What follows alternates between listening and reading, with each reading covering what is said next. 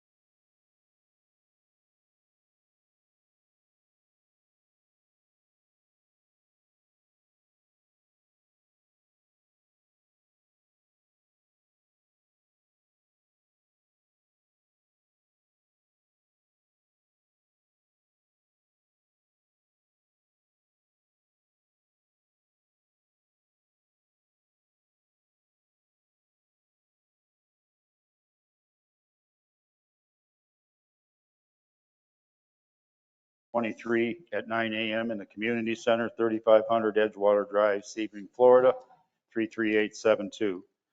Please silence or turn off your cell phone. I will now take public comment on anything related to the consent agenda or items that are not listed on the action agenda. Do we have any public comments? Come up to the microphone, please.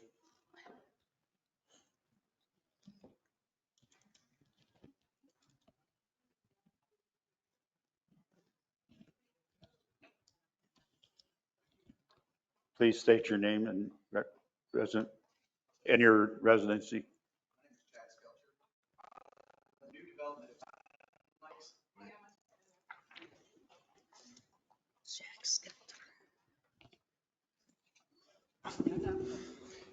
My name is Chad Skelcher. I live where Southern Homes is built. There's a problem with access to high-speed internet, and it's been a year. I understand that you guys have talked to Comcast, and they have said that it's a price issue. There are grants that are available to bring that section up with the rest of the section. You guys kind of need to understand that high-speed internet is something that people need I understand nowadays. that. And without that, it's going to be hard to grow. Well, we've had discussions with Comcast. Cindy?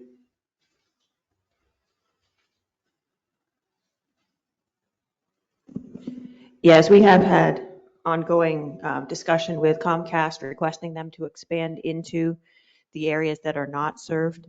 The last I heard a week or two ago, they were internally evaluating the costs and they will make the determination whether that's a business decision for them to move forward with that or not. We certainly can look into grant opportunities if that would help the cause. But I mean, I wouldn't see why they wouldn't want to expand when we Correct. have service all around already and we have residents asking to become their customers. But we are continuing to work on that. I personally have Rapid Systems out of Tampa, Okay. and I have found them to be, satisfactory for what I do. Now, I stream and everything else with them, so, Working from home is kind of the issue for my wife right now. okay, She already had to close her business because of COVID and then try to do it online from home. And our internet access is dial-up at best with CenturyLink, who is having problems in other states right now. I'm CenturyLink afraid. has not been very good. But I don't want the residents out there to lose what they already have and not have another option for actual high-speed internet. Understand, and we are talking with Comcast. It's a private business, so we'll see. Trust me, I get that. We'll see what we can do. The thing is, the grants, I've already tried to get a hold of Miss Liz at the County Board of Commissioners. Or however you say that. And obviously, I'm a private citizen. So she's not going to turn my phone calls probably because she's got a million other things to deal with. And I'm fine with that. But maybe start dangling those grants in front of Comcast to speed the process up, because there's people that have said they want to buy houses, but they won't because of the internet. Okay, thank you. Thank you. Any other public comment? Moving on to the consent agenda. Like a motion to approve the consent agenda as presented. Motion to approve. Second. Take the vote. Take the vote.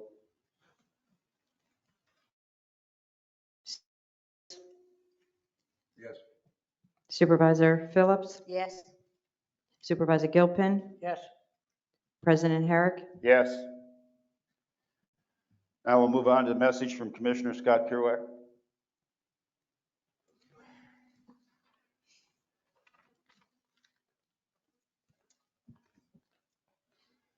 Good morning, supervisor, staff, and residents. Scott Kerouac, Collins County Commissioner, District 3.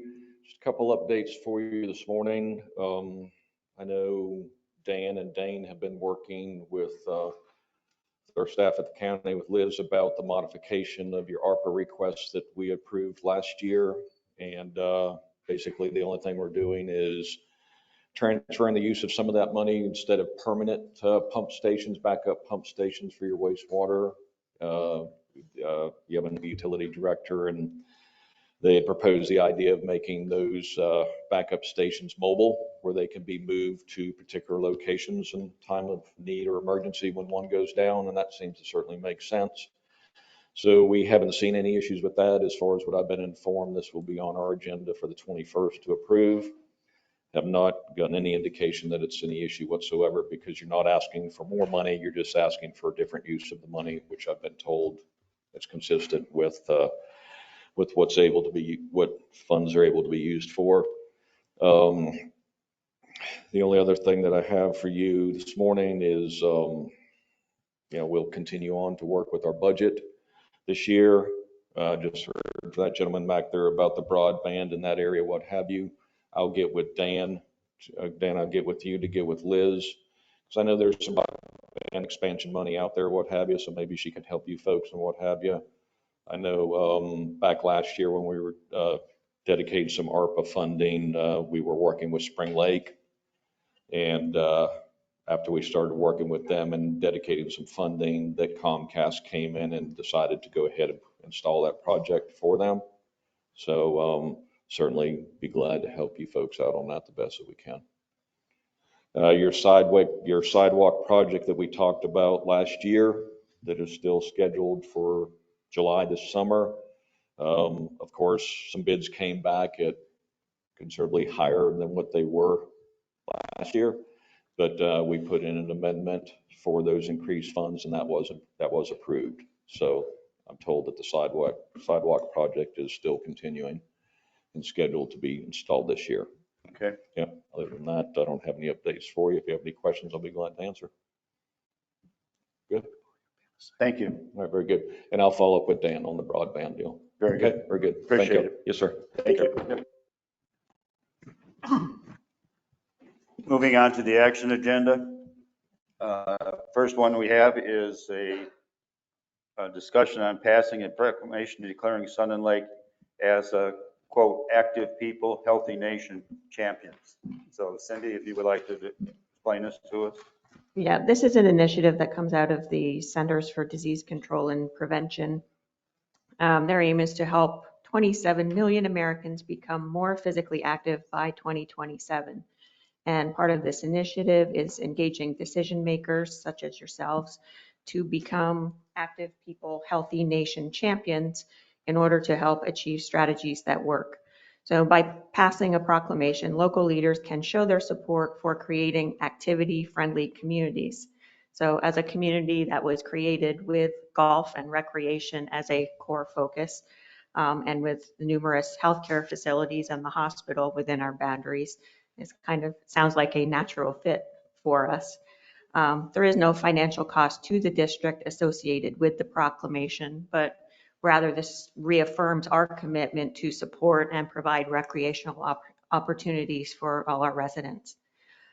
It would be a good source of recognition for the community. There are, I think, only 2 or 3 other communities in Florida who have signed on to this program.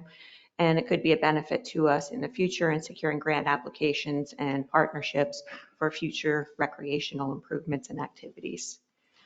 Do you want me to read the proclamation or do you want to? Right, Okay. you're okay. Let's, board discussion.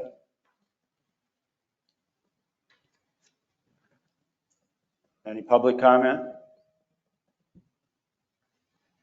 Can we have a motion to approve the staff recommendation that the board pass this proposed proclamation? Motion. Second. Call for a vote? Supervisor Phillips, Yes. Supervisor Gilpin, Yes. Supervisor Brooks, Yes. President Herrick. Yes.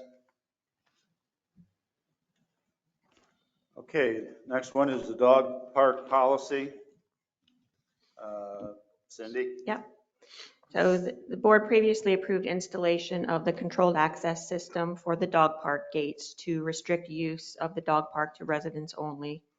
So the system approved will tie into the existing registration and membership card system used at our other recreational facilities. The board then requested a proposed policy for implementation of the new system.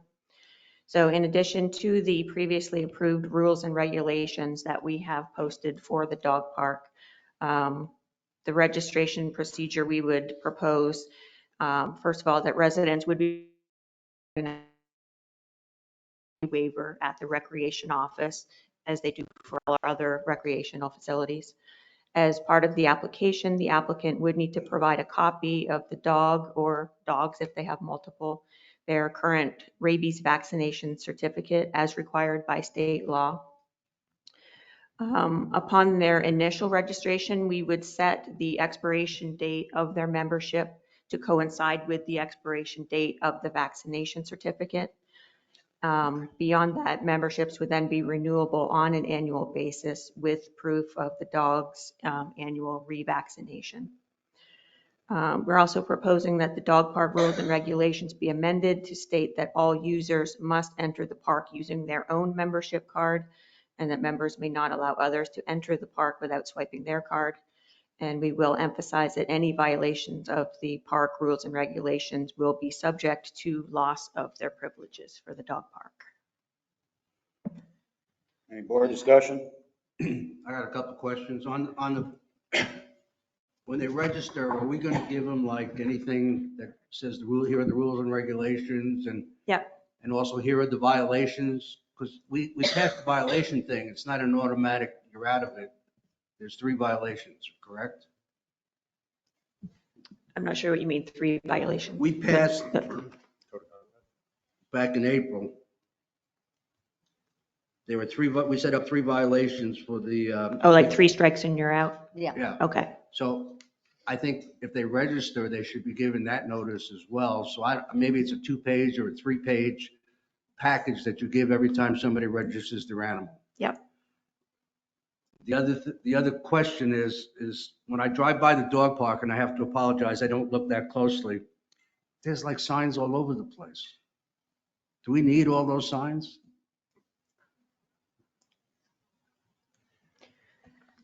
Or can we look into it and maybe reevaluate all those signs? It looks like crap.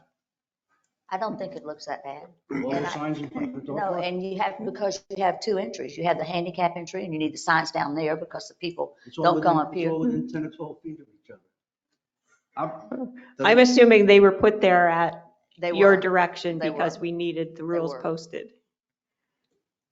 I just think it looks, That's a $5 fine. maybe she has an opinion. If everybody feels it's okay, that's fine. Sorry about that. I think it'd be better to have the rules posted so Exactly. we can say I that agree. they're there than not have the signs up and people question why it wasn't there. Well, if you give everybody the rule, if you give it to them up front, We can always look and see how many signs Yeah. there really are. If it is too many, we'll look at it. There should be, what, one at each entrance, I would assume. Correct. the entrance think is there's- 10 feet there- apart. No, they're not. One's at the front, one's all the way around the back on the corner. Have you been to the dog I'm park? talking about, no, when you drive by it, I see all these signs there. It just, to me, it looks like an overkill. If everybody feels Okay, it's good, let's- that's fine. We can look into it. I have a question on the pickleball courts. Do we have the same rules, 3 strikes and people that we just didn't enforce it before, but we're watching it better now about letting people come in that don't have a swipe card or anything like that? I don't know for sure that that is Okay. written anywhere, but we have been more observant of who's doing that. And Okay. yeah, But That's We are all trying to can tighten ask, that up. because, we weren't too good at making sure that people had a swipe card at the pickleball court. yeah. Okay, Any other discussion from the board? Public comment? Please come up.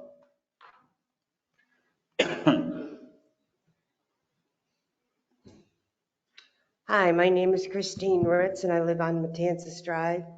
I've been using the dog park now for 3 years. And to let you know automatically is I love what you've done with the dog park. You've extended it. It's made a big difference. You've added the benches, which is great. There were only 2, there was actually 2 to begin with. Adding the extra benches have given us more shade. It's given us more room to move around, and it's just been great. I loved it. Also, it was asked of us what else we would like, and a friend and I said yes. We want 2 extra openings. We want one in the big dog park, and we want a separate entrance for the little dog park. You guys came through. Thank you. The other thing, you're talking about signs. What's happening at this time is people don't understand where to park their carts or their cars, more of their cars, because they're stopping and asking, where do you park? It doesn't say park at the garage down here or at the rec center. They're not understanding. That's why you're seeing cars coming up to the bib. So they don't understand that there's a handicap entrance. That definitely has to be indicated. People don't understand that. Right now, we're having big dogs coming into the little dog park. We're having people not understanding that the big dog park entrance has got to be on the other side, that they can't come in through the handicap entrance that we're going to have soon. So a lot of this is an understanding, and we're having new people moving into the area, and they're not understanding where to bring their dogs in. What's happened in the past is that we were all coming into one entrance, which is exciting that you put 2 separate, because dogs will congregate, especially if you have a little dog or a big dog. You have that syndrome where they want to go in and attack, but it's not that so much as that they get excited and they congregate at the entrance. Having 2 separate entrances has stopped that from happening. So that was a great improvement. So then we have the handicap, but people don't understand that. As far as signs go, I feel that putting a sign saying, indicating where to park your carts or your cars more, because people have asked me when I'm walking a dog, where do I park? So that definitely has to be said. I think what we can do is to add that into the packet that was given at the time you register your dogs. This is where you park, this is where you enter, and maybe that'll clarify it for these people. Yeah, we can do Because that. We can provide a map and Once label we have- everything. Once you're registered, the only ones going in should be those that are registered. So Right, there that- shouldn't be that any would be question great. about how do you do what you're supposed to do. And I think that would indicate too, who's coming in, those that are coming in inappropriately, then that would indicate that too. So that would be helpful for us. Well, we would ask that you help us monitor that, because I'm sure there's going to be some people that will try to swipe. And we have to self-manage it to the extent that you can. Because I know there's going to be people that'll violate, you have to call them on it. Because if not, we can't afford to have somebody standing over there making sure that that happens. Otherwise, we're going to have to charge $1,000 a head in order to go in there, and you don't want that. Is it my understanding it's going to be $5 to buy the packet and register your dog, or is it gone? We haven't decided on a fee as of yet. Okay. Thank you. Thank you.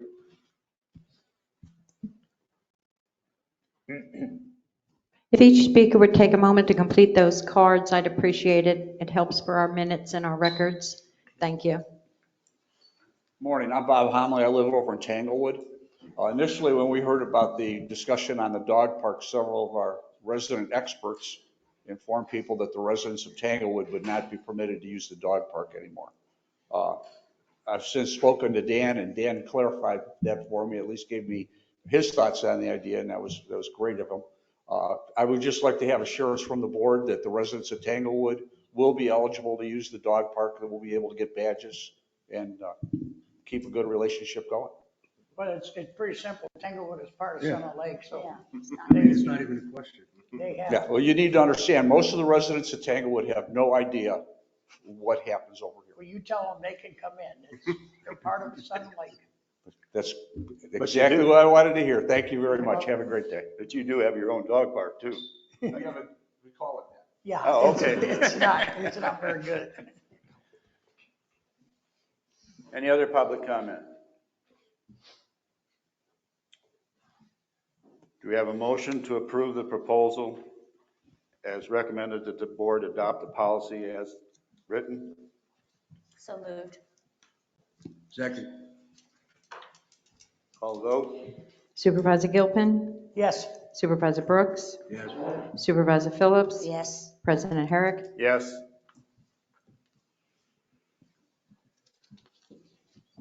Discussion on the playground location. Cindy? Okay, so as you're aware, in our master plan for the recreation complex, approved a couple years ago, plans are moving forward for our new playground project. The current proposed location is back here between the basketball court and the parking lot.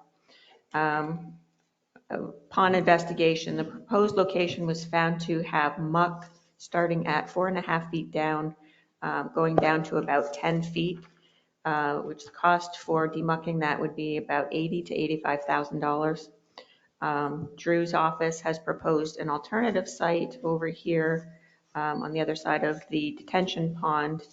And they've tested that, and it has only about 15 inches of muck under 28 inches of full material. And the cost here would be $42,000 to $51,000 for demucking, clean fill, and site preparation. So we're currently looking at a total project cost of almost $665,000. With the $108,500 in RPACing funded that it's expected from the county, and the $200,000 in FERDAP funding approved by the state, we're still looking to be slightly over our original capital budget of $350 for this project.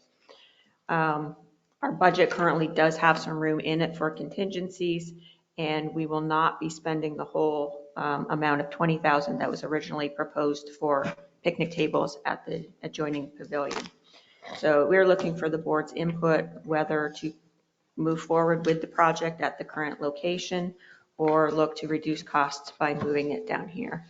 And Drew is prepared to talk more about the demucking process if you need that. So, in in order to keep it where we're at, we're looking at 40,000 over putting it up here by Edgewater That's on the approximately correct. demucking.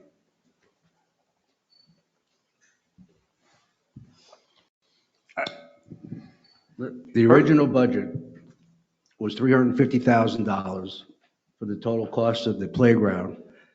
And we assumed that we would get money, but at the time we put it in the budget, we didn't know how much money we were going to get, but we thought 350,000 would be the top number.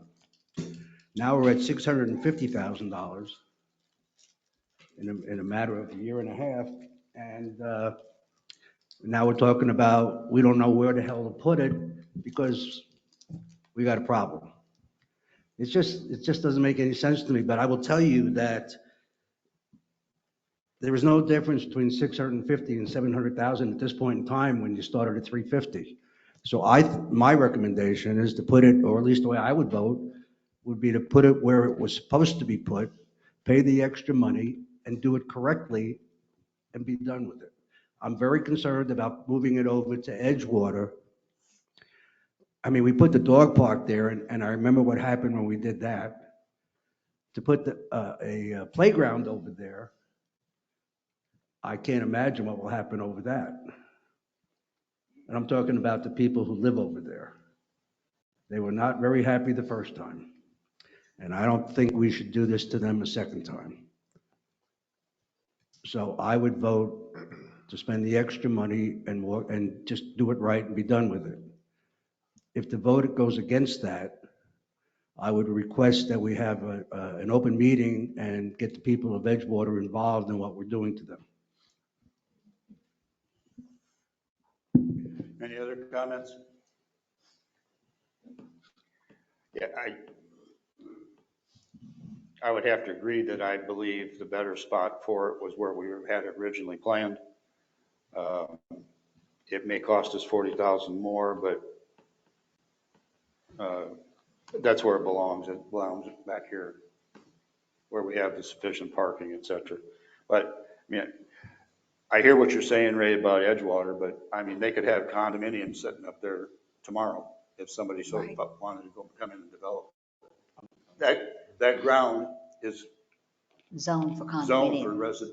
condominiums. So there could be condominiums right across the street from them at any time. If a developer so chose. But there's to a come big in difference between a condominium and a playground. Well, I agree, but their site is gone as far as being able to see anything. But It's not apples to apples, I'm sorry. I understand what you're saying. Any other comments from the board? I just kind of agree that we should probably do it in the same place, but I just very, very disappointed in how all this has went. And I guess there's nobody to really blame, but boy, I think we ought to think about anything else we build down the Well, road. if it hadn't been for the funding, Yeah, that probably would not have happened. but it's, I agree, we probably should put it back where we originally put it, back here, but not for the reasons Supervisor Brooks stated, but I think it makes sense to go ahead and spend the extra because there's a lot of extra here already. So that's how I feel. I think we should put it back where it originally goes and spend the extra 40,000. Because that's consistency that all the playground stuff will be in the same place. Public comment. Can I have a motion to continue, to direct them to go to the original site for the placement of the new playground? So moved. I don't think it's the original site. It's it's not the original. The site. current The location. current Current original. location. Huh? It's the current location, not the original, the Right, current. but he said original. I'm sorry. Okay. The current location. I make that motion. Second? Call the vote. Supervisor Phillips? Yes. Supervisor Gilpin? Yes, Supervisor Brooks? Yes. President Herrick? Yes. Okay, speed bump recommendation, 4514 Myrtle Beach Drive. I'll take this one too. We got that, Cindy, too? All right. Not as familiar with this, but they did receive a request from residents of Myrtle Beach Drive to do a study with a request for a speed bump. So based on the high-speed limits and number of readings exceeding the speed limit, security is recommending that a speed bump be installed in the area of 4514 Myrtle Beach Drive.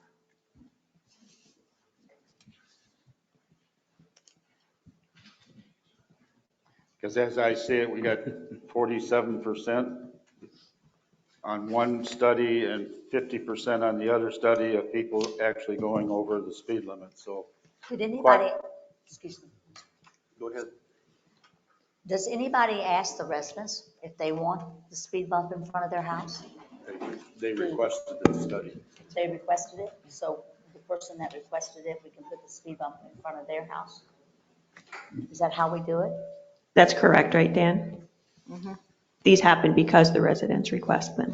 Correct. So Yeah. my I question, guess what she's trying to say, is this a random decision based on putting that machine on the street and calculating? Or is it somebody come to us and say, I don't like the traffic on the street, can you check Somebody it out? came to us and said, we got a lot of speeders and it's dangerous. That's why it was put there. However, we can probably, to your point, Beverly, we could, Supervisor Phillips, I'm sorry. I've only known you a long time. We can put it directly in front of the requester if that's what you want. I think that's where it should go.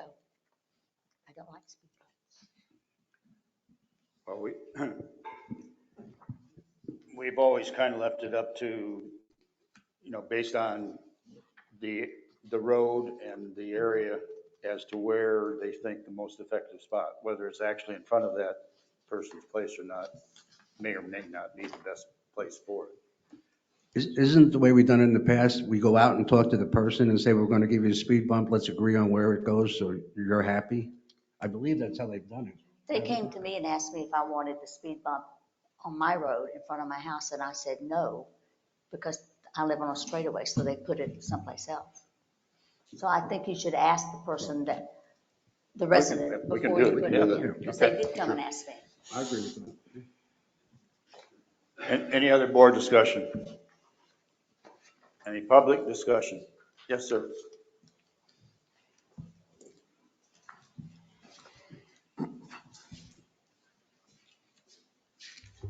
John Hunter, 4800 Myrtle Beach Road. I'm not in favor of the speed bump. I think it cheapens the neighborhood. I talk to people that have speed bumps in front of their house. It makes a tremendous amount of noise when utility vehicles, service vehicles, the lawnmower guys go up and down the road. I think it's recommended where the radar was set up, but that is very close to either San Lorenzo Drive or you're turning off the Woods and Iron. So you're slowing down anyways, in theory, to go there.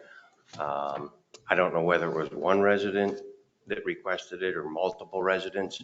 I spoke with some of the people that I know were new, so I don't know a lot of them.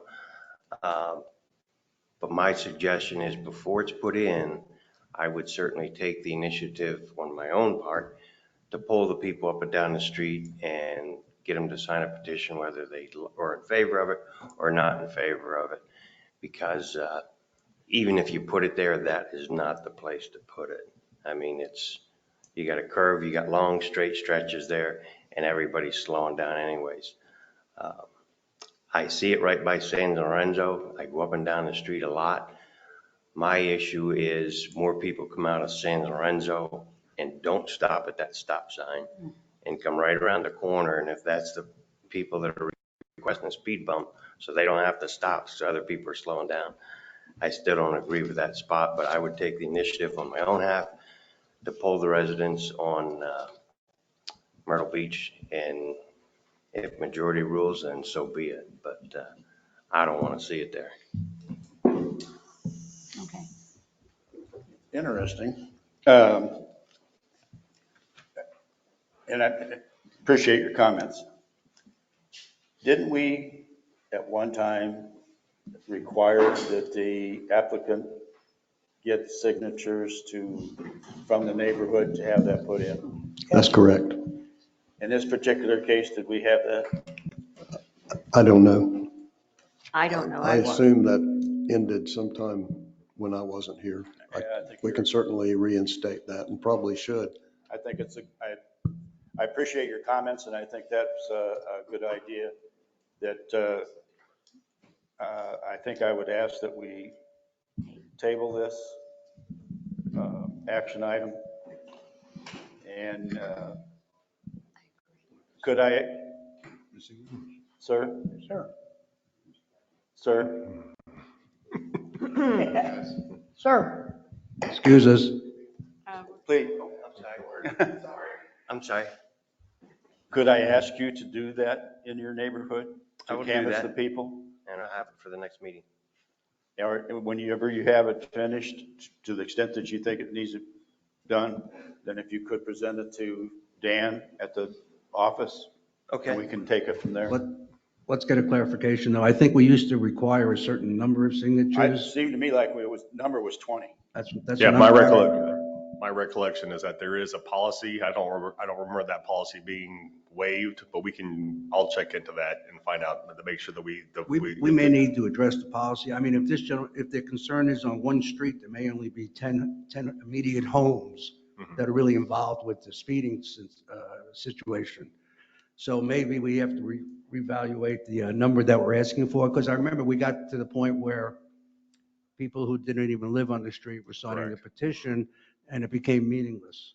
True, true. So if we could redefine what we think a petition should be for, I think that'll be the way to go. I think our first order of business is to table this until we get more information. Can I have a motion to, any other public comment before I move into this?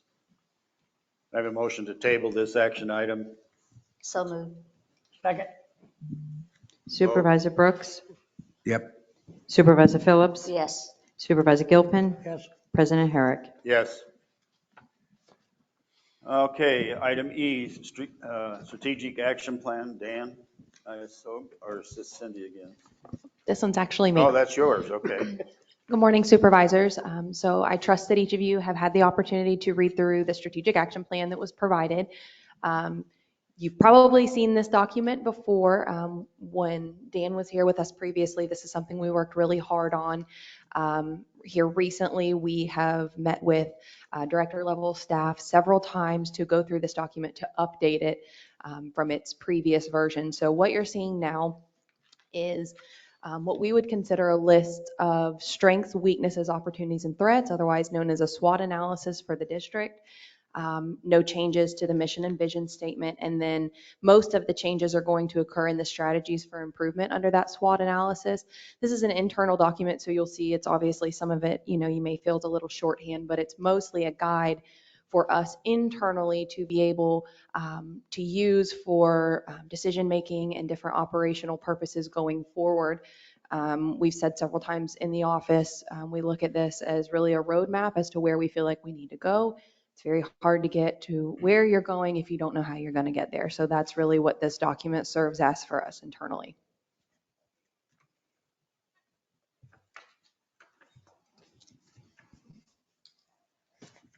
I have a couple of questions on it. Okay.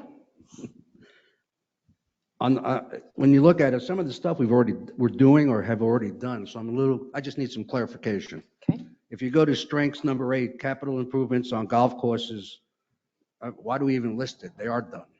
So one of the things that we talked about, that saying that they're largely complete, looking at that as a strength, is us saying, look, we feel that all of these major improvements have been completed, so we don't see ourselves with a looming financial situation, if you will, kind of in the future, we feel like those large capital projects are, like it says, largely complete. So we see that as a strength, knowing that, hopefully down the pipeline, we don't have anything really major kind of staring us in the face. Okay, let's look at weaknesses then. Okay?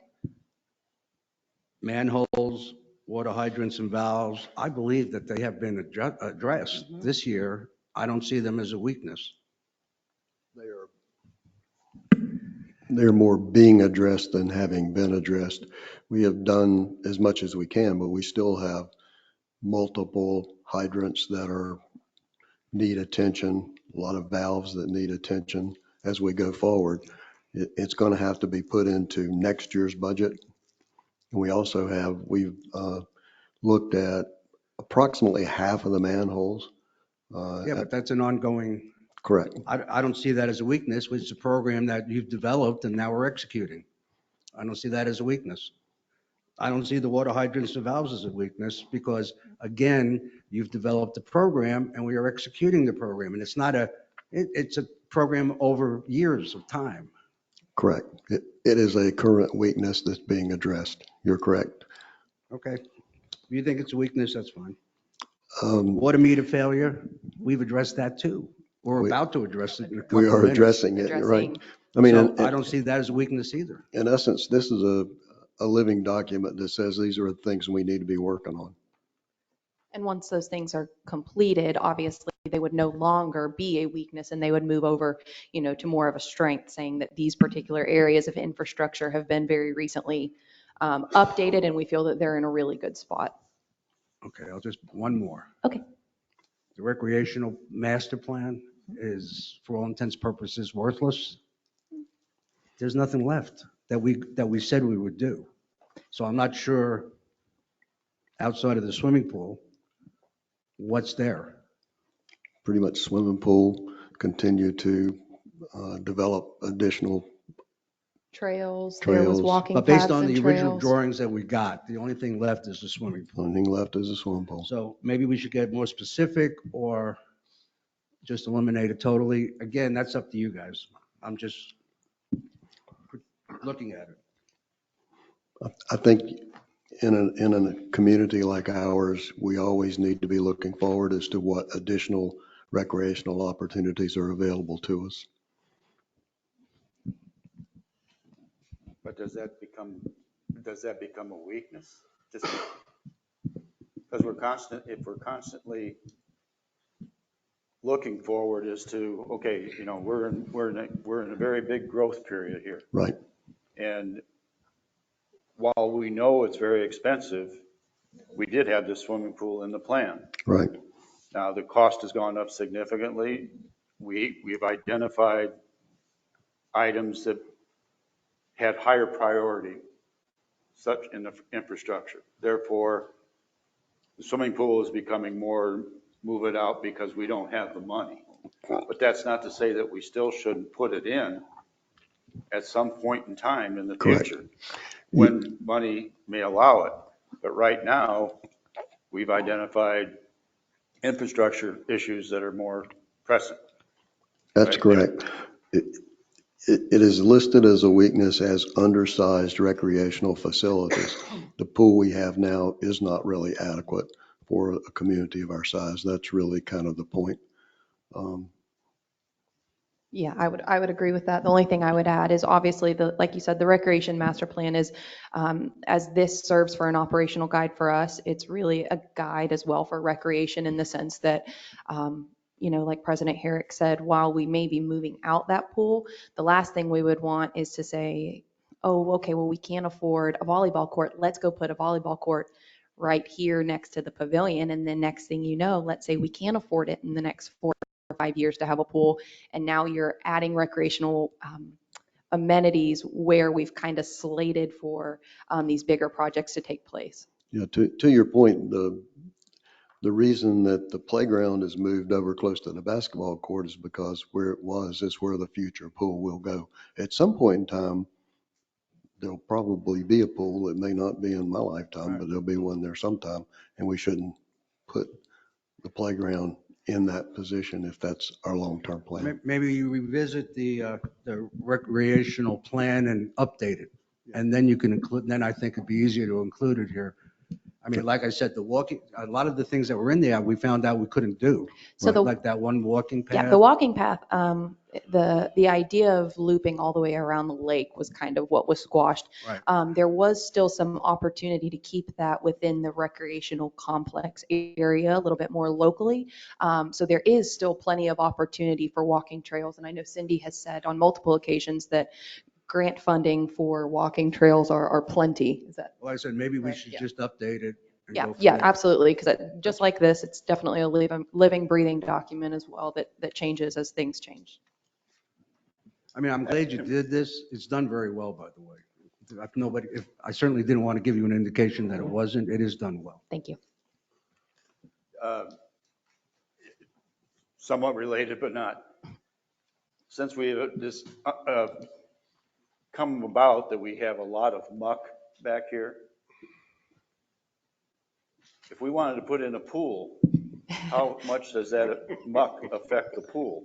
And I think Probably a I'd like lot. to know. It's going to be a very deep pool. Yes. 12-foot pool. You got to dig it out anyway, so it all depends on how much is right there. And, you don't know till you test it. Well, okay.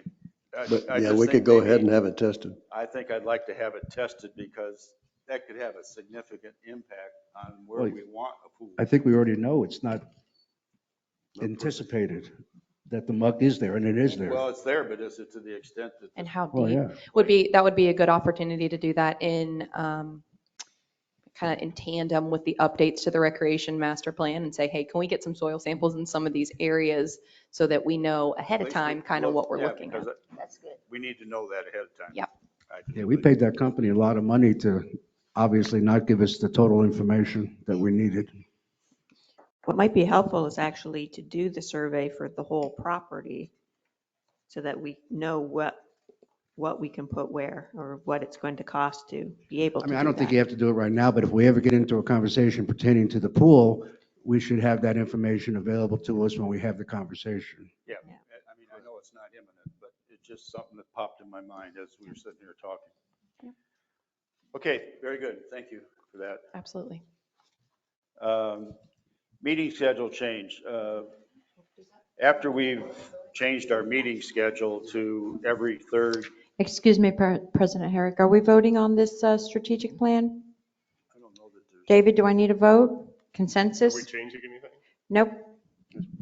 Yeah, if it's brand new, I mean, as far as, I think there's pretty much a consensus that that's what the plan that's drafted was done well, and that's what we're moving forward with.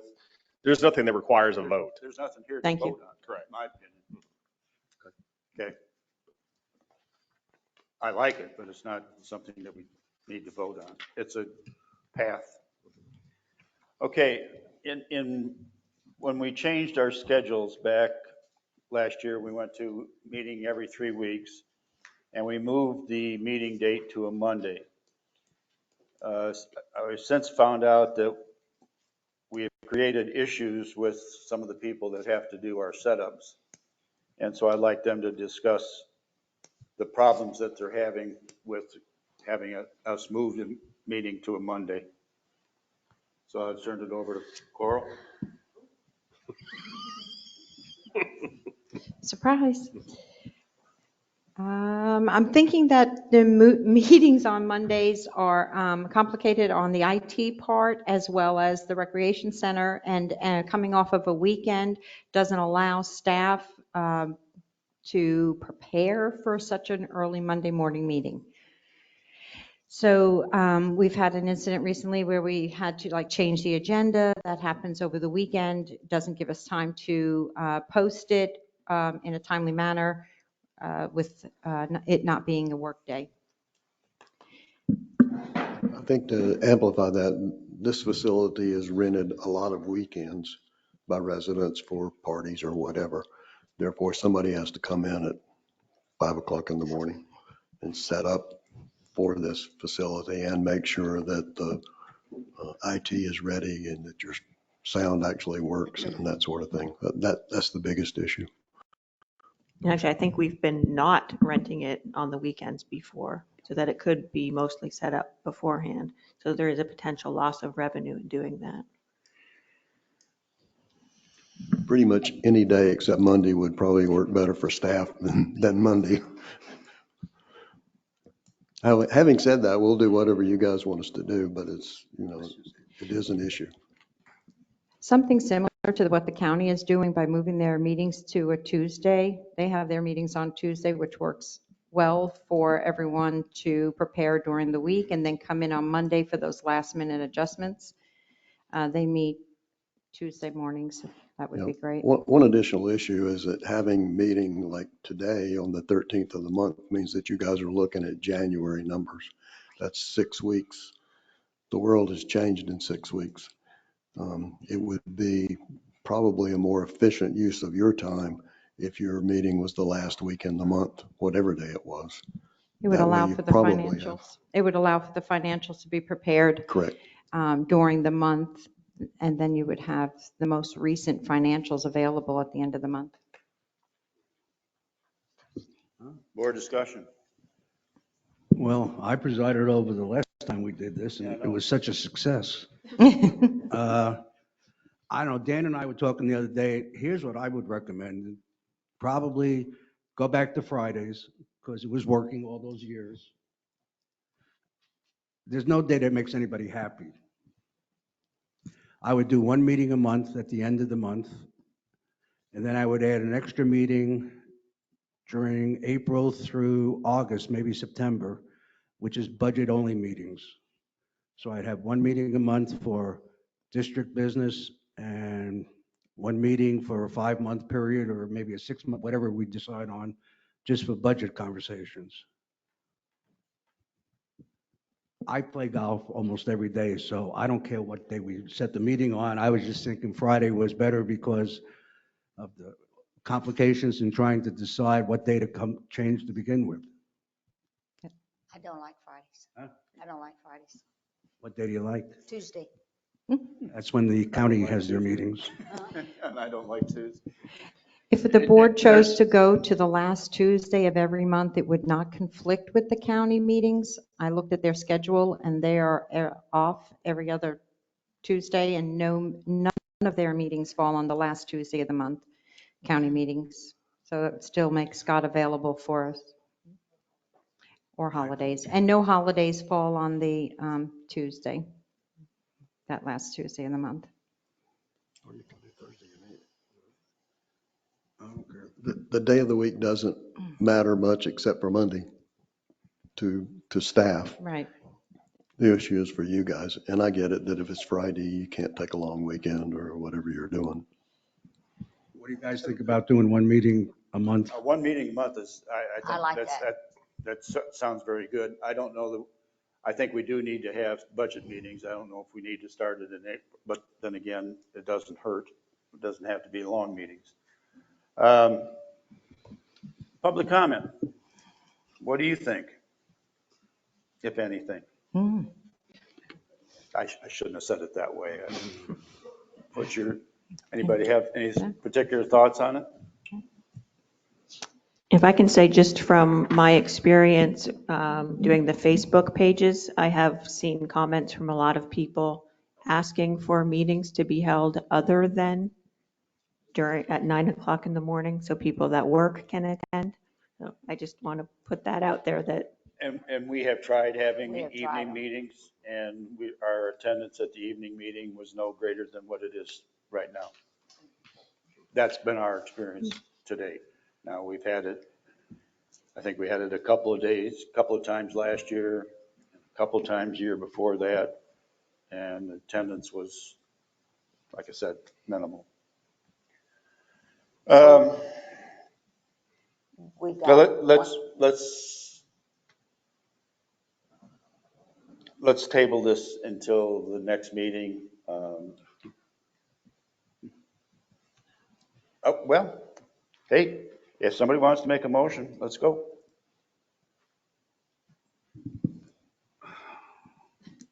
Let's decide, I'd like to make a motion that we do one meeting a month for district business. Do I have a second? Are we doing that right? Yeah, I mean, I was going to see if there was a second. I was Oh, you wanna see if there's a second? Say the last week of the month. I'm going to split it up. One meeting a month. Let's just decide on vote that on one first. meeting. Okay, I second. One meeting a month, I second. Okay, so would you like staff to prepare some potential options with Well, it's a, just Beverly and I don't know about the other guy. no, but I'm just saying, so that, just to flesh out this motion, the motion is that we do one meeting a month for I'm district going to take business. them one at a time. So I'm going to do one meeting a month, and I'm going to go for the day, district and then I'm going to go for the budget. Okay, So I started with, that's how I was thinking. So let's That works. decide on number of meetings for the year we want to have. My motion is one meeting a month. we got a motion and a second for district one meeting a month. business. For district business. Okay. Call the vote. Supervisor I have a Gil- question. Oh, go ahead. Do you guys know, we're practically a city and probably will be, in the future. Do cities meet once a month?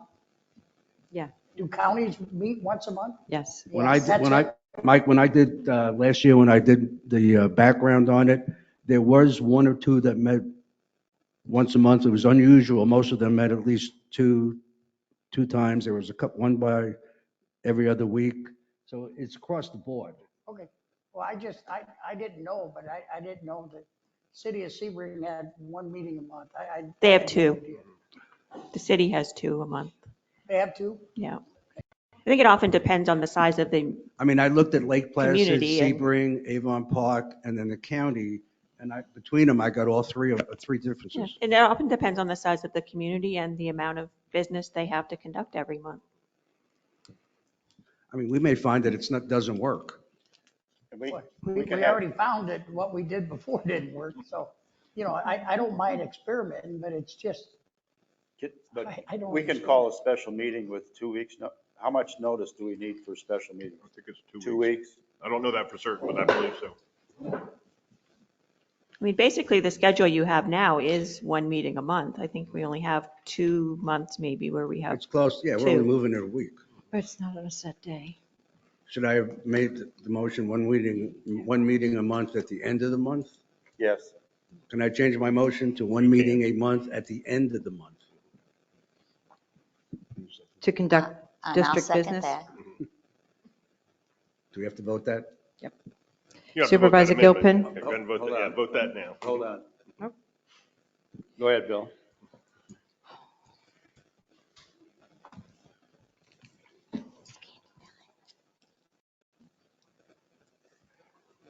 Bill Norcross, resident. We've had a lot of meetings at Sun and Lake Clubhouse.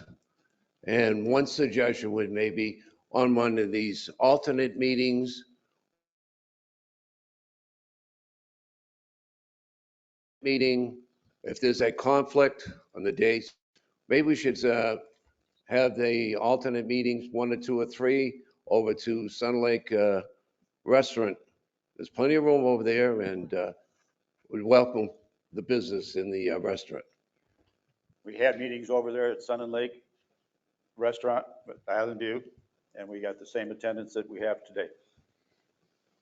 And that was an evening. When we changed the evenings, we moved it over there, and we didn't get any improvement. Just comment. Any other comment? Call vote. Okay, the motion is once a month at the end of the month to conduct district business. Correct. Supervisor Gilpin? Yes. Supervisor Brooks? Yes. Supervisor Phillips? Yes. Okay. I'd like to propose another motion if I may. Is that okay? Yes? The budget process, correct me if I'm wrong, usually starts in what, April or May? Which one? In March? There won't be involved until April. So April. April? And we have to submit the budget in September, correct? So we should be done by August. So I will propose that between the months of April and August, we have a budget meeting scheduled separately from the district meeting at any time. I don't care. Second week. You want to do it second week of the month? Second week of the month, I would suggest. I'm sorry? Since you're going to be, Mhm. since you're going to be meeting the last week in the month, why don't you do the budget meeting the second week of the month, and that way you got, That's fine. Second week of the month. That's my motion. Oh, okay, I'll second it. Call for discussion. No, we've already discussed it. Oh. Well, we can discuss this motion too. I'm thinking that, like, the summer is the time of the year when most of the vacations are scheduled. And I would say, is that normally July? Maybe July is where we only have a business meeting, that we could add on a little bit at the end of that business meeting, something about the budget. But in that particular month, only have one. Then you have 2 in April, 2 in May, 2 in June, 1 in July, which is just the district business, and then August would be the finishing month. Just a thought. Well, if the budget process goes along very smoothly, there's nothing wrong with canceling a budget meeting. I have a question. You make the budget and bring it to us. Is that not correct? Yeah. Will you have a that is correct. They make the budget and bring it to us. Based on what direction we give them. I don't think so. Isn't it? Don't, That's what we tried to do last year. Well, and what we did, but we gave them direction on what we wanted in the way of, in our mind, we wanted anticipated growth of X in various areas. okay. And so we had that as a directive towards developing a budget. Yeah, it's typically multi-step. It's typically multi-step. We'll probably bring you something originally with our recommendations, and then we'll, work with you guys on, okay, what are your thoughts on this or that, and then change it accordingly. My question is, will you be ready for our first budget meeting? I believe so, yeah. Okay. I think we have something for you. That's, yeah. I hope so. So it's in April? Now, in canceling a meeting, what's the requirements? Once we come up with a new schedule, we'll just have to publish the new schedule, and that'll be all part of the same process. We'll be saying we're canceling the remainder of the scheduled meetings or So we have to. If we have them scheduled, Mhm. like this budget meeting, and we found that we don't, at the previous board budget meeting, we said, we're in good shape, we don't need to meet this next month. Oh, yeah, absolutely, we can cancel them. How much notice do we have to cancel the meeting? I don't think we have to publish that. I can check into that and see if there's any publication requirements for a canceled meeting. As far as, going in the newspaper, I think we can just notice that it's been canceled, put it on the district website and on the district bulletin boards. And I think that's all that we have to do, but I'll confirm that. Okay, I mean, At we the should have meeting plenty of site. time because the budget meetings will be a month apart. yeah, I understand. Yeah, So yeah. canceling one. Okay, on that same note, because there has not been a determination, we still have to have that landowner meeting in January. The last Friday of the month. Yeah, potentially, unless and until this changes. Right now, it's got to be under consideration. All right, so now the motion is, So I have. The motion is to have a budget-only meeting for the months of April through August. The second week of the month on the date to be determined yet. On the date to be determined yet. I believe that's the motion. yes. Is this meeting as needed, or do you want to stick with April through August? April through August. Okay. Is it seconded? I did. Beverly seconded. Supervisor Brooks? Yes. Supervisor Phillips? Yes. Supervisor Gilpin? Yes. President Herrick? Yes, Okay.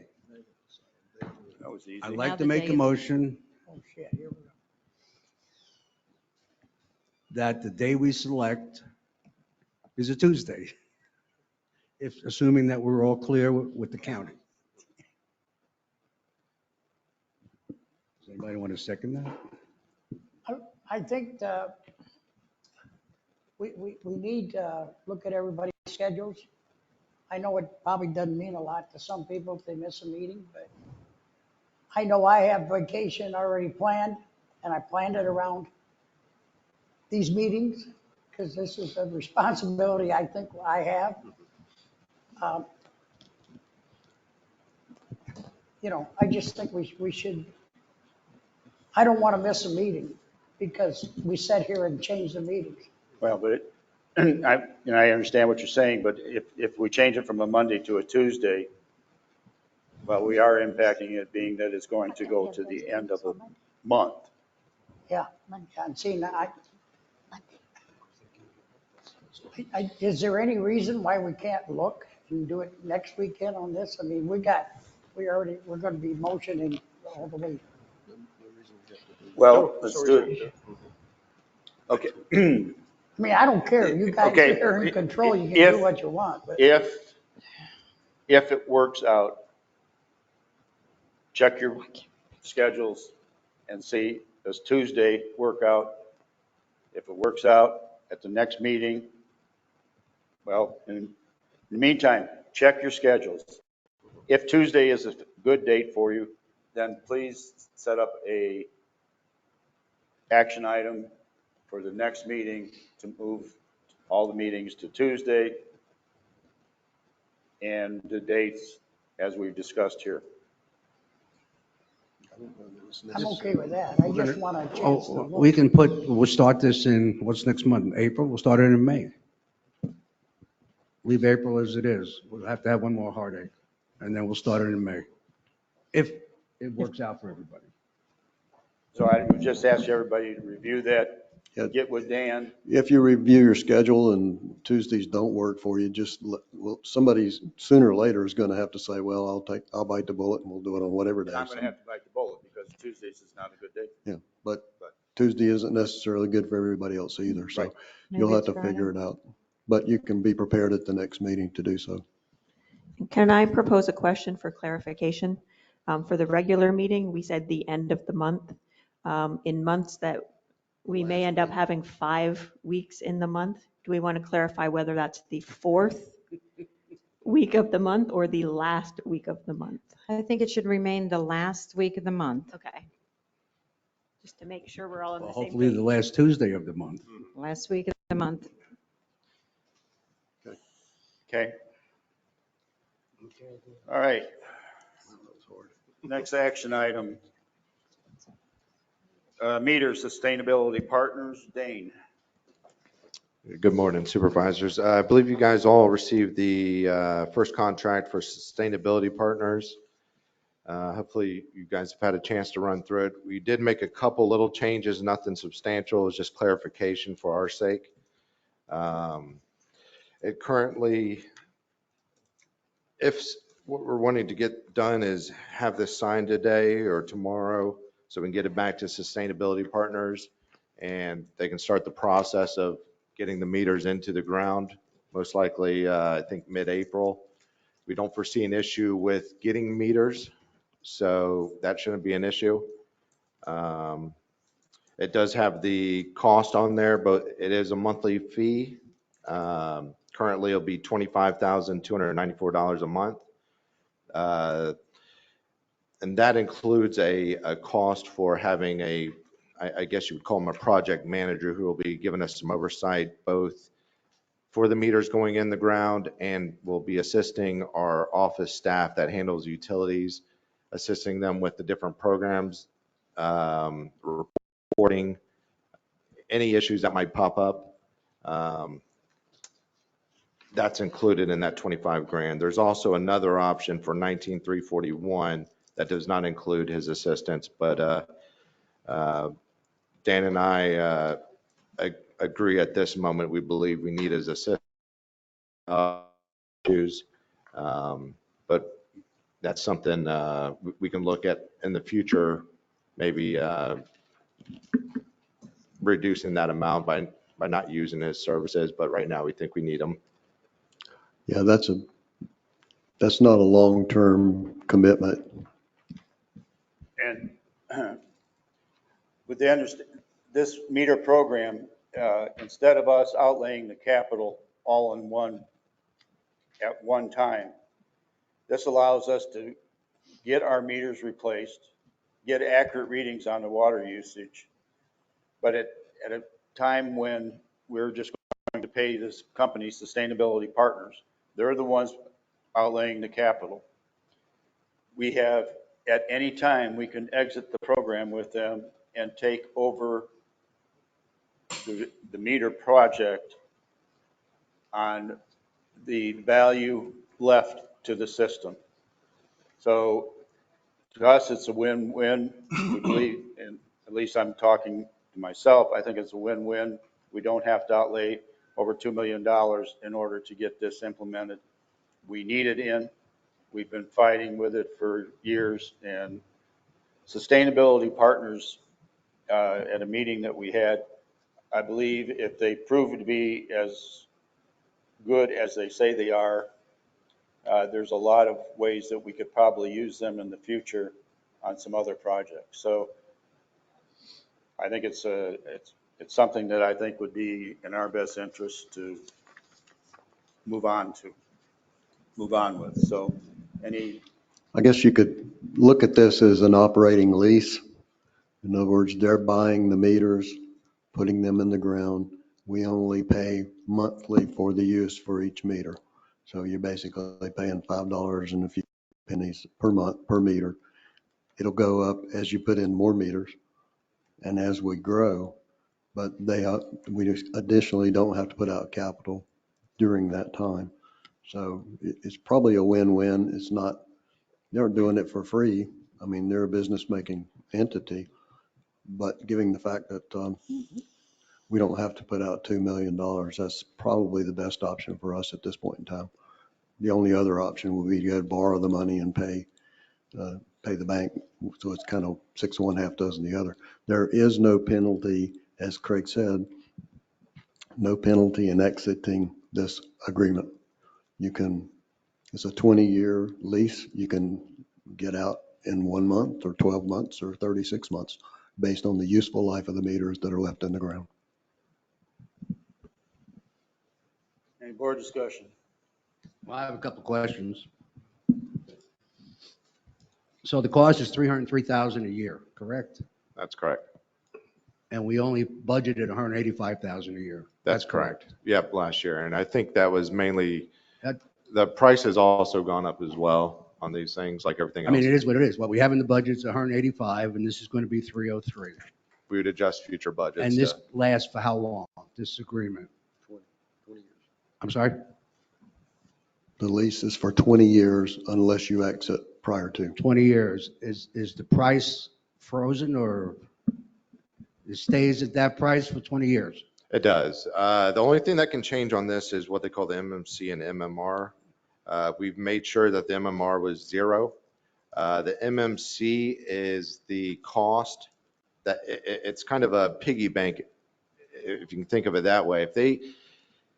If they incur any extra unforeseen cost that might have to repair the system, this is a whole reserve for them to pay for those costs. We discussed this with them. We don't foresee any of those costs at this point. These meters have a 10-year lifespan, full replacement, and then it's another 10 years prorated.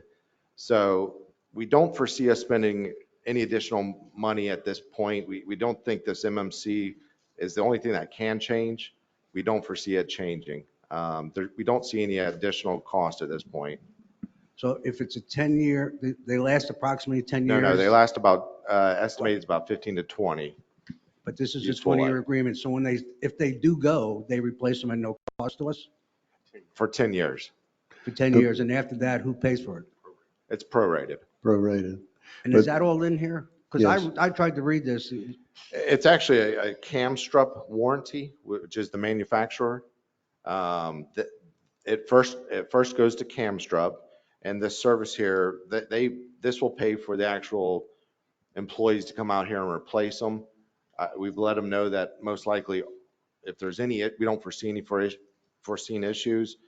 Most likely, if it's a meter that goes down here and there, our guys will do it because it's just. So it says in here that it's a 20-year lease, Correct. and I just couldn't find it? No, it's on a monthly basis. We can cancel it any month, but it will typically run for 20 years. Does it say so in the agreement that you're asking us to approve? It's on a monthly basis here. It's a monthly fee per meter, so your fee will go up as you add meters. Obviously, they're not going to buy meters and put them in the ground for the same price that initial total. And it says in here we can back It's out. a 20-year I useful couldn't life. find this stuff. That's why I'm asking. That's because it's a monthly lease. You can back out in 30 days if you want. What you have to pay. I know, but you're signing this agreement. Okay, look, it's a 20-year useful life calculation. Okay, so if you decide to get out after 1 year, your fee to them, there's no penalty. Your fee to them is 19/20ths of the initial cost. That's correct. That's correct, Dan. So it's a, And we're going to put in the budget 25,000 correct, as a per month. standard. Correct, We're not going to treat it as capital any longer. correct. It's an operating lease. Like, And I didn't understand when you said that we're paying an additional amount of money for the 5,000 a initial. month for the quote unquote project manager who will So that's both. over and above. Yeah, this gentleman is based out of Avon Park. We've worked with him in the past. He's qualified both in the install side and on the software So side it's as really well. not, the first few months, it's not going to be 25,000. It's going to be more like 30. no. No, the no, no. 25, Huh? his fee is included in that 25. I'm sorry. His fee is included in the 25,000. There's two numbers in there. Well, I see the breakdown of the 25. It doesn't mention that any extra help to put the thing in. It's- 5255 is. Yeah, exactly. Is the 3 or 4 lines above that. 5255 Is his fee. Oh, the 5255, Isn't that- so that's going to come out then. So it's cheaper going Correct. after this guy's gone. Correct. It's not going to be 25,000 a month. It's going to be That- 20,000 a month. That is correct. That's correct.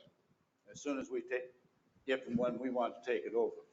So I was wrong. It's not 300 and some odd thousand. It's going to be like 275, 280. It will be 300 the first year, plus any additional meters that you put in.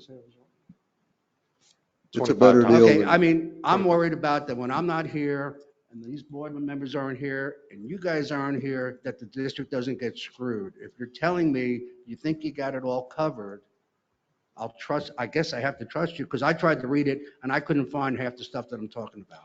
Yeah, they've went to a simplified service addendum. There will actually be, I think, 2 other contracts we'll sign. Once the install is complete, we'll sign another contract with them. This is the one to get it started, and it covers the basic general in a simplified version. They have other places where they are doing this type of work also. Okay. I mean, they're managing water meters in other Across the places. US, that's right. Yeah, and If we start, one of the dumb questions, if we start getting accurate readings, do we anticipate we're going to have any problems with some of our customers? It's a possibility. Yeah, that's a loaded question.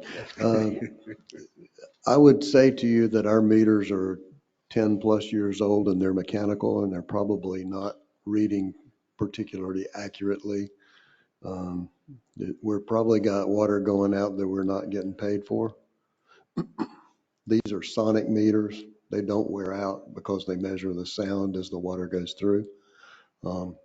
So one of the issues we think we'll have to deal with is as these meters go in, they won't go in on the first of the month or the first of the billing cycle. So we're going to have to make an adjustment for the people who are getting new meters. If you're halfway into your billing cycle, do you pay half of the old one plus the new one? My suggestion would be that we give people the benefit of the doubt and just say, your meter went in today, we'll bill you for the next however many days. And we may be giving up a couple of weeks billing, but then again, we may not be right to begin with, so we need to make sure we're fair with our residents, I'll put it that way. I'm good. Thank you. Any other board comments? Public comments? Please.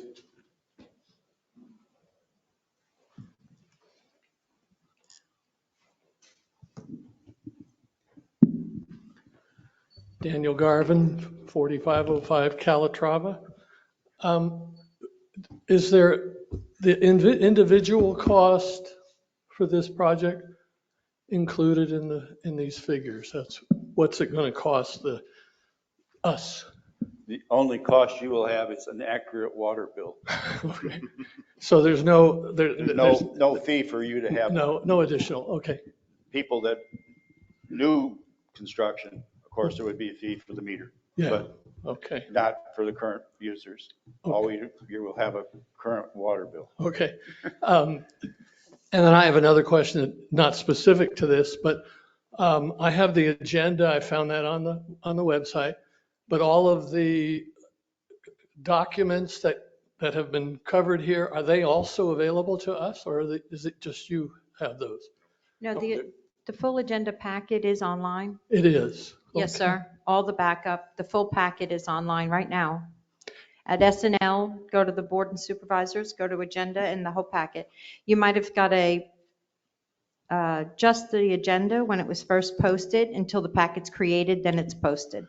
Okay, and that's clear. I mean, otherwise I don't have to search for that. but Nope, it's a complete packet, just like we're looking at it today. Okay, all right, I appreciate that. Thank you. Thank you. Any other comments?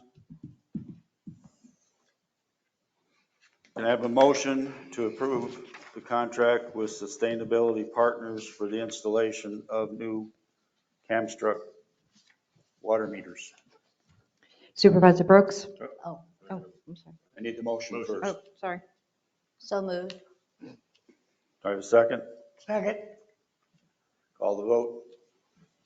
Supervisor Brooks? Yes. Supervisor Phillips? Yes. Supervisor Gilpin? Yes. President Herrick? Yes.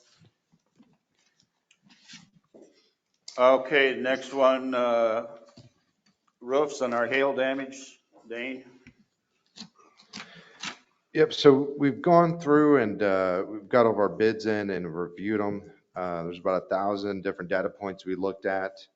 There was 46 different locations on that bid.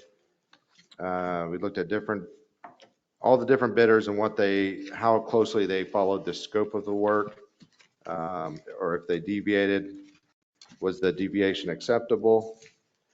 After multiple reviews, we were going to originally look at maybe splitting this work up and going with multiple vendors just because of the number of different locations and any reduction of. After review with Dan, our engineer, just some other decision makers, we decided to go with one vendor, that vendor being Quality Roofing and Sheet Metal of Central Florida. They're substantially lower cost than the other vendors. The gentleman's not too far away from the district office and actually did work on this building a few years ago. He comes with some high recommendations from people that worked with him in the past. Some of the other vendors that have worked with, or that we've worked with other vendors that were well qualified, but the cost was definitely substantially different. This gentleman can start, I believe, mid-April and foresees probably finishing in August, September timeframe.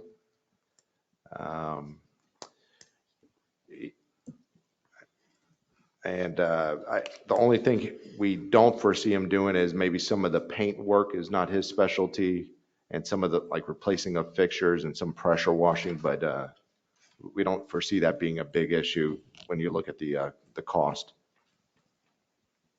Did insurance say that they would cover our people doing that type of work?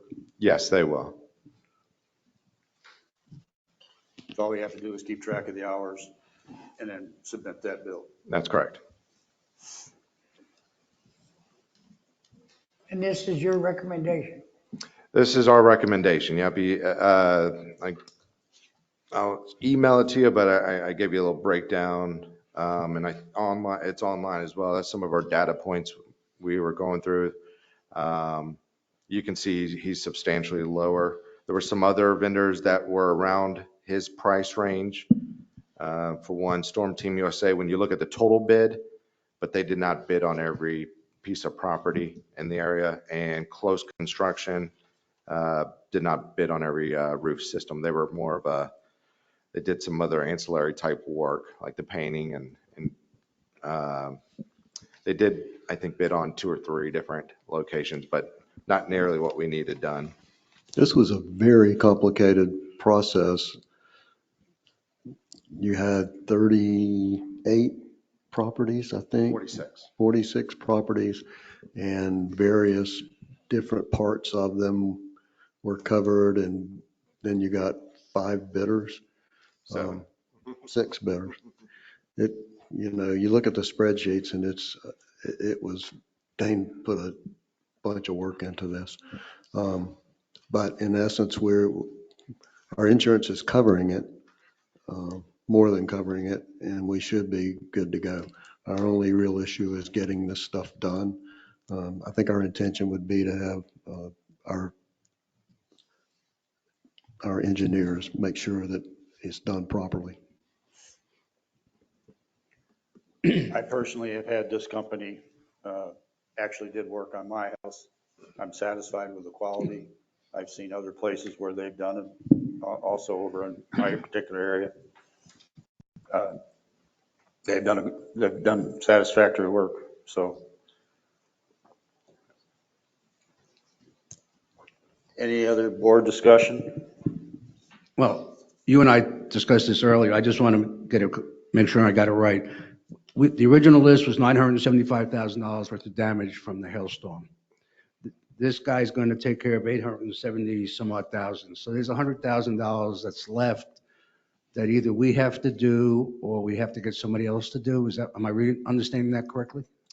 Yeah, like I was just saying, there's some pressure washing, some painting, and some light fixture replacement that he just doesn't specialize in. He's a roofer. That's his So specialty. he's going to do 90% of it. Are we planning on doing the rest in-house? Is that the thought process at this point? We do have a group that does the building maintenance guys.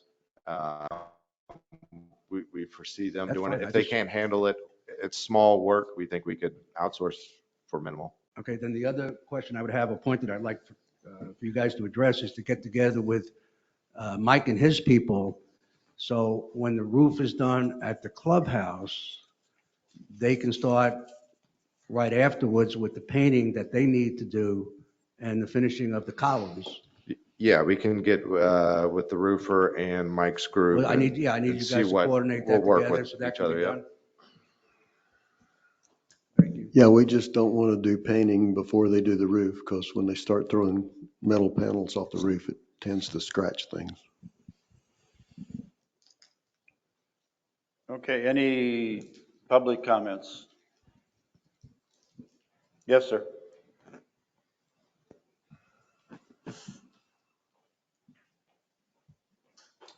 Daniel Garvin again. I don't know if it's necessary, but I had Quality do my roof from the hail damage. They saved me 10 grand from all the other things I had. One of the reasons is that Austin has made a substantial investment in his own equipment, and evidently he's rolling his own panels and all, and everything was done. They were excellent. I was so pleased with the way he handled it, and I could communicate with him. That was a big deal to me, was being able to actually have a conversation face to face with the owner. So that's correct. Thanks for your testimony. He does have his own fabricating machinery, which I don't believe the others have. I think that's where his cost savings comes in. That was it was to the point where I was wondering how he was making any margin, but he's put a substantial investment into this machinery. And if you guys want to go see his plant, you're more than welcome to. Go see the place before we start. I'd like a motion to approve Quality Roofing and Sheet and Metal of Central Florida to be the provider of repairs for the hail damage. Motion to approve. Can I have a second? Second, Call a vote. Supervisor Brooks, Yes. Supervisor Phillips, yes. Supervisor Gilpin, Yes. President Herrick. Yes. Action item I, Unit 23 pond cleaning. President Gilman, President Herrick, I would suggest that we table this. At this point in time, the groundwater level is too high for us to do the pond cleaning. We've tried to dry one of them up and the water keeps coming up through the bottom. Possibly we can do it in a few weeks, and I had a bid for 104,000, but it looks to me like we're probably going to have to wait until next year to do that. Do we have the money for it? I mean, is it in the budget or would this be an add-on? It would be an add-on if we did it. So at the very least, we'll put it in next year's budget? Correct. Need a motion to table? No, Okay. because it was under discussion only, so there was no motion. Are there any other ponds besides this one that need to be addressed too? No, sir. This is actually 4 ponds. There are 4 of them at Unit 23. All 4 of them are full of water right now. Well, one of them's almost empty, but not quite. The issue is you got to put a bulldozer in. If you put a bulldozer in a pond with water, all you're going to do is push and it goes around the sides. It isn't going to get you anything. We will probably go in and use the skid steer to break up the crust so that it starts. The issue is those are perk ponds and they won't perk once they get a crust. So as we can dry them up, we'll do so, but it needs to be in next year's budget. We'll put it in there. Okay, moving on. Add-on items, None. petitions and communications, None. staff reports, golf, Mike, Jimmy.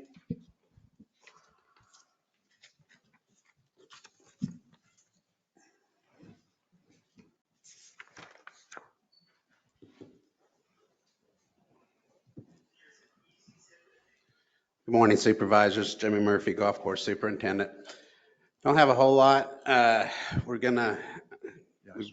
trying to help Bob right now out front. We're gonna do some knockout roses and do a Royal Poinciana behind the sign on 27. We're gonna get those planted this week.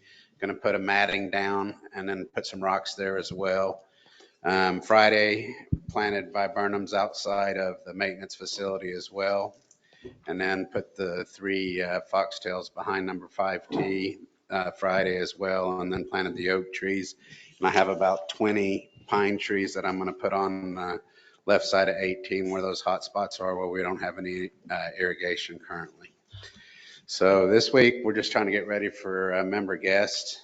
I know, like you said, some of the greens have slowed down because of the growth and stuff, but we're pretty close to getting ready to lower them down a little bit and start after this month. We'll definitely get on our full maintenance program and get them quicker, but I will roll them and stuff for the member guest as well. Other than that, that's about all I have. Anything from Mr. Murphy? Thank you. Thank you. Good morning, Supervisors. As Jimmy stated, obviously, we're kind of getting towards the end of the season. We have a lot of our large events coming up. We did just have our 2-day Patty Day show at the clubhouse last week. It was the first time we've done that since pre-COVID. That went very well. It was well attended and everybody had a really good time. We do have several key events here coming up. As Jimmy said, we do have our member guest, which is kind of our flagship event for the year. So getting our last minute preparations for that.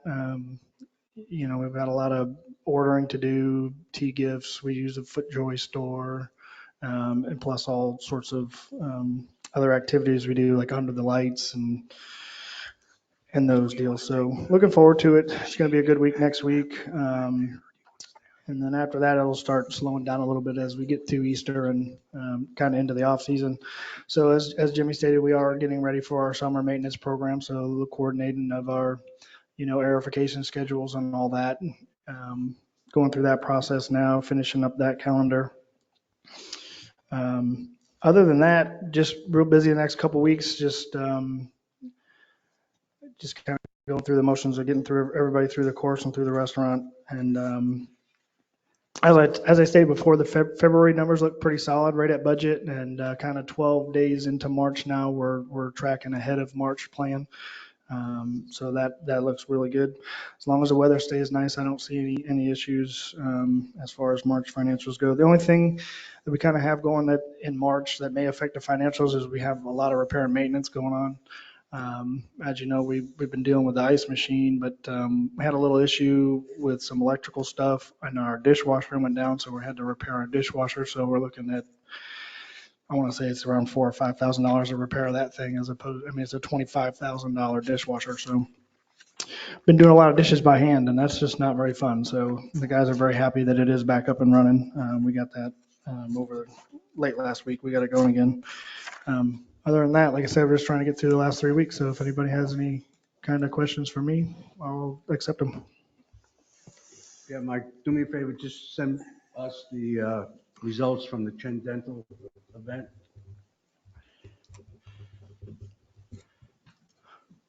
Is it? Okay. Thank you.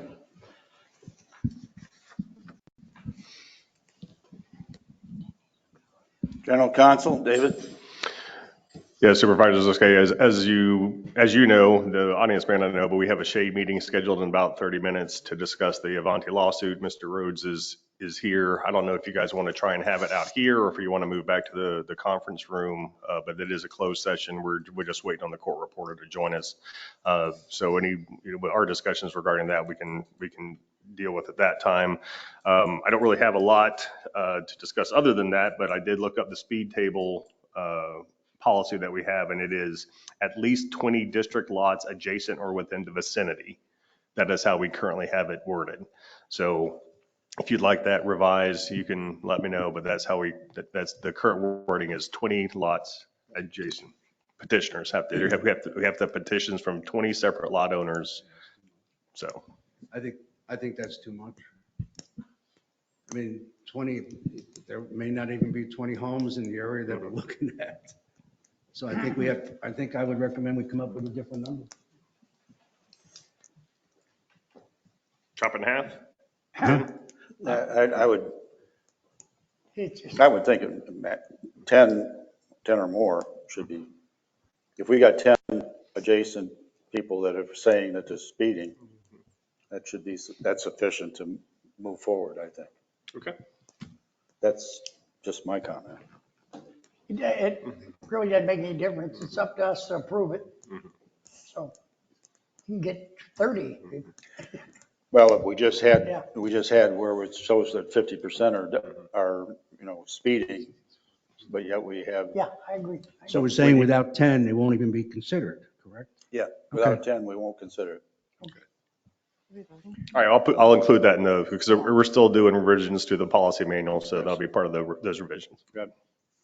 So one person. Anything else? That's all I've got unless there's questions. Dane, you're on.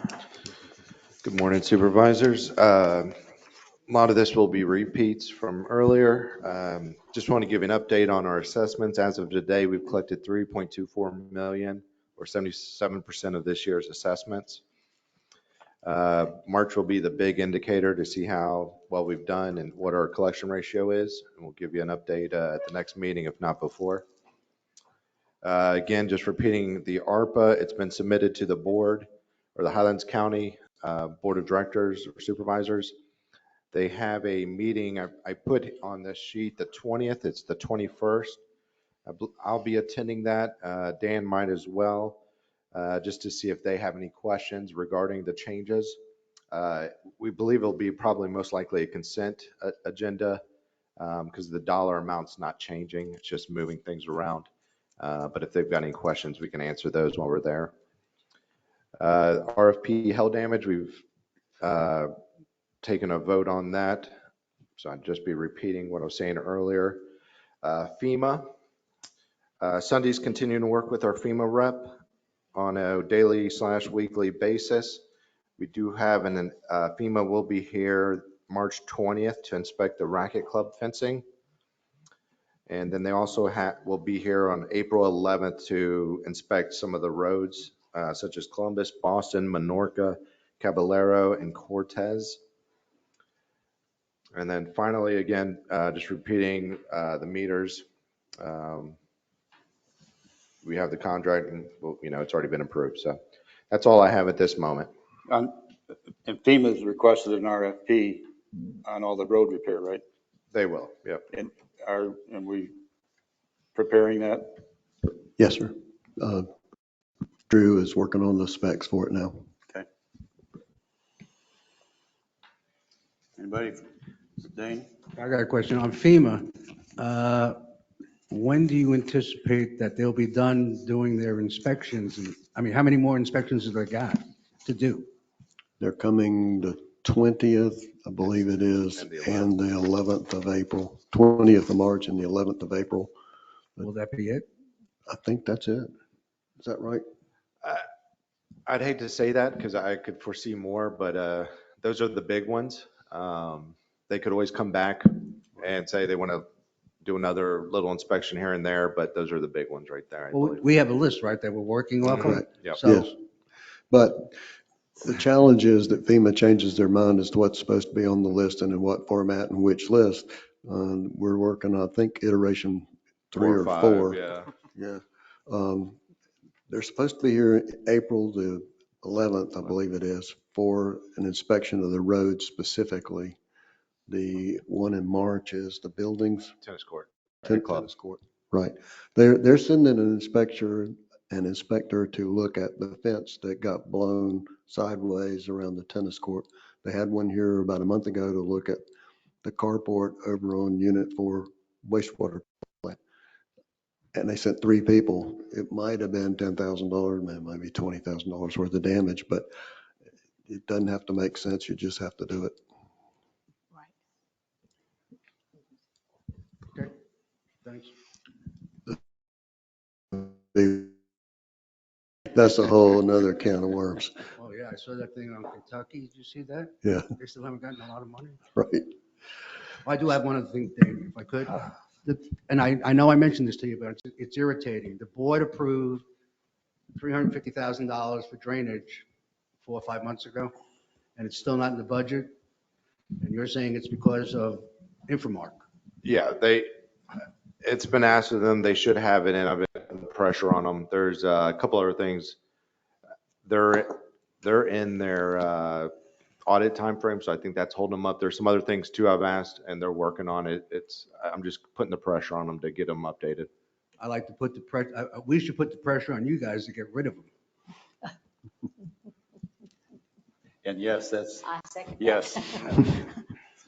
Provided we can get everything in place before the October 1. Yep. That'd be Exactly. a good time to shut it off. Cindy, you've talked a lot already, but have you got anything else you'd like to comment? I think I've covered everything I had for you. Thank you. Thanks. Mr. Stiegel. I did ask Ariel to update you on my replacement that should be here sooner rather than later. Good morning again. Just a quick update. So the application window for candidates to apply for the general manager position with our recruiting firm closed on March the 10th, so just this past Friday. There were 25 total applicants that applied for the position.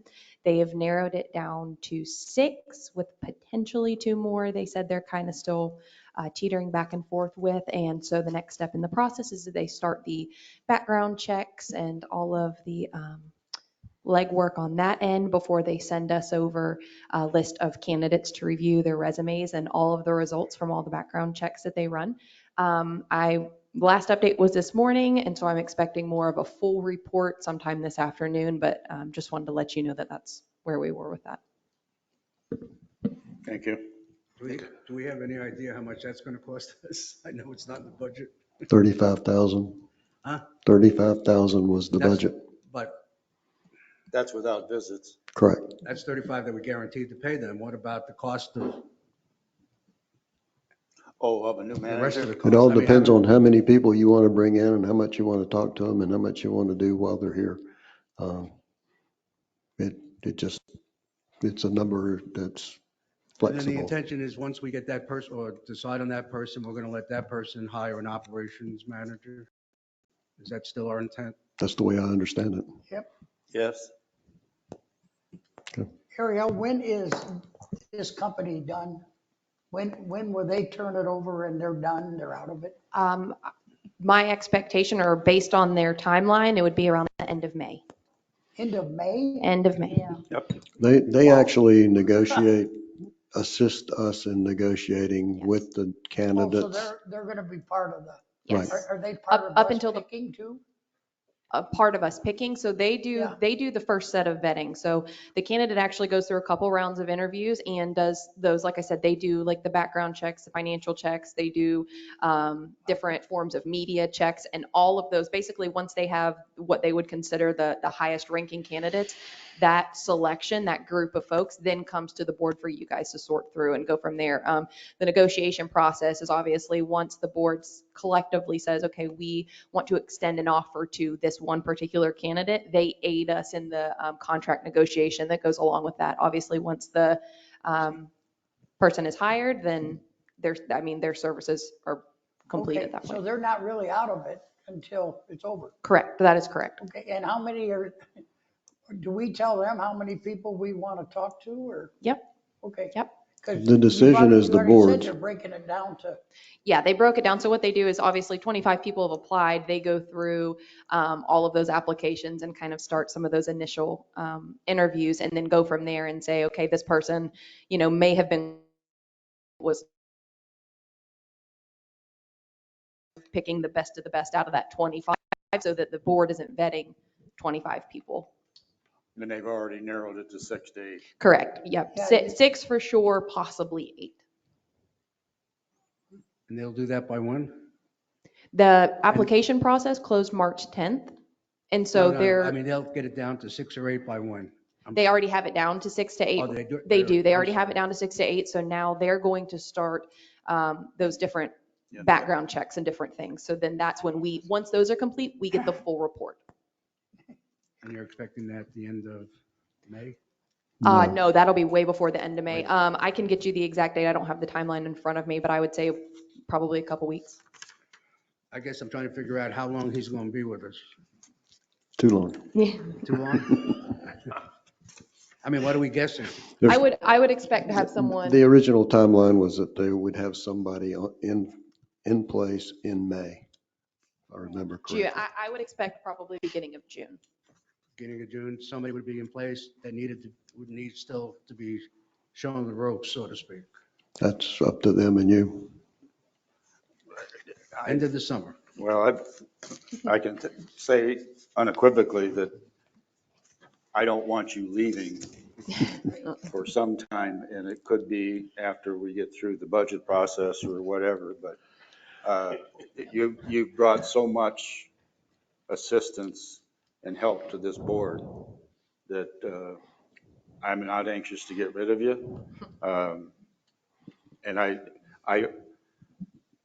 will, to the extent that I can, I will tell the new candidate that I expect him to pick your brain for 2 to 3 months before you leave.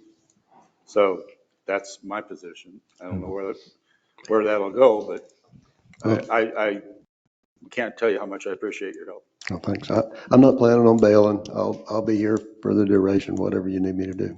Okay. Thank you. Yeah. Mine's a yes vote. This better be one special person. Yeah. There you go. Not only taking a long time, but he's got a heck of a place to Got some boots to take fill. somebody's place. Or she. But Or she. I don't Or she. understand the Or she. time though it takes. Well, look what happened last time. Yeah, we did That's all we good. need. We need to take the time in order to get the right candidate That's right. to the best of our ability and hope that we make the right selection. With that, Dan? Yeah, I have several things. I'll run through them quickly. Commissioner Kerouac was talking about the sidewalk. I intend to put in the budget for the money to extend the sidewalk along Columbus to tie into that sidewalk at some point in time during next year. And we've talked about finding grant money to cover at least part of that. I'm not sure exactly what it'll cost. I've asked Drew to provide us an estimate on that. We continue to pour pads along the hydrants. We're somewhere between 45 and 50% through with that process. There's 400 in some of them, so it's going to take a while. Calatrava water management is pretty much done. The storm management, they're pouring concrete today, and I got to go out and check that and make sure. I understand they left some stuff laying around, which doesn't make sense, but we'll get that done. They've done a really nice job. If you haven't seen that, where Coral went. David, are you happy? I'm happy. Coral, could the Calatrava drone footage. While she's doing that, I'll update you on the dialysis center. We ran into some issues behind the dialysis center. We'll not be able to put the culverts in that we expected, primarily because there's a 3-phase power line back there, which will electrocute the world if you happen to run into that thing. So we don't really want to take that risk. Speaking of that, that's our right of way, right? Correct. And we granted permission for them to put those cables and everybody else running stuff down through there? It's an easement, yes. And apparently that happens over time. That's the Calatrava project, if you haven't seen it. Yeah, there's David's house.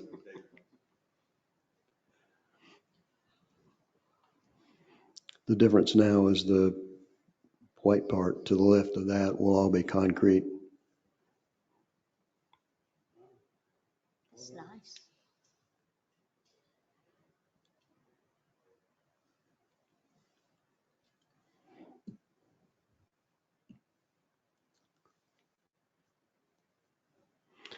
The ditch went from 2 feet wide at the bottom to 10 feet and deepened by 1.5 feet. So it should take care of stormwater management for the future. It's amazing what you can do with $120,000. There's still some projects that we're working on, some skimmers that need to go into some of the stormwater ponds and things like that we're working on now, but this is the big one in the dialysis center for right now. Not to say that we aren't going to do the skimmers. It's a question of timing, and we're going to have to, again, dry things up in some places before we can get stuff done. All of our generators have been inspected. Anything wrong with them, we have fixed. The only one that's not in operational order now is Tanglewood's lift station. Bob, he's still there. We do have a Thompson pump that if we need power there before it gets back, we'll take care of that. But it should be back in the next 30 days. Roads and Drainage has cleared every ditch east of Cortez to this point. They are now working west of Cortez and have cleaned all of them, I think, in the South Unit 16, I guess it is. They're finish the rest of those, and then they'll go to Girona and start working back toward Cortez, with a primary emphasis on any houses that are going to be built along Girona, so that we'll make sure that we get those ditches cut in beside of them. The lights on the north side continue to be problematic. There are drivers that go with those LED lights and you can't get them. It's a supply issue. But they've been ordered. As soon as they get here, we'll have them put in. The only other thing I'd say, and I know we're time challenged, but I'd really like to recognize Ariel for the work she did on this.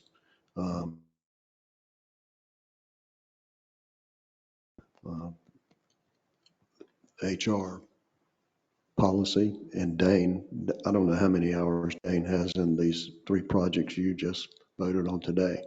The Hale project was the number of data points. I mean, it had to be thousands. And I know this, you got the same issue on the meter project. I mean, it's just not